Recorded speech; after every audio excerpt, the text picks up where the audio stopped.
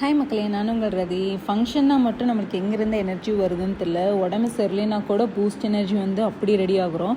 இந்த விளாக் எடுக்கும்போதும் சரி, இந்த வீடியோக்கு வாய்ஸ் கொடுக்கும்போதும் சரி, எனக்கு லிட்ரலி உடம்பு சரியில்லை. மார்னிங்லேருந்து ஆஃப்டர்நூன் வரைக்கும் பெட் ரெஸ்ட்லேயே தான் இருந்தேன்.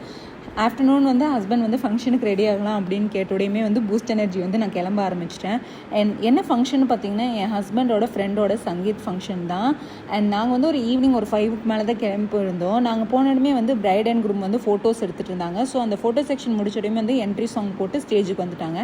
அதுக்கப்புறம் வந்து பிரைட் சைடில் வந்து கொஞ்சம் கேம்ஸ் கண்டக்ட் பண்ணாங்க. அண்ட் குரூமுக்கான கொஞ்சம் கேம்ஸ் எல்லாம் கண்டக்ட் பண்ணதுக்கப்புறம் பிரைடோட கசின்ஸ் ஃப்ரெண்ட்ஸ் இதெல்லாம் ஆடினாங்க. அதுக்கப்புறம் டின்னர் முடிச்சுட்டு வந்ததுக்கப்புறம் பிரைடோட ஃப்ரெண்ட்ஸு, அப்புறம் குரூமோட கசின்ஸ்லாம் ஆடினாங்க.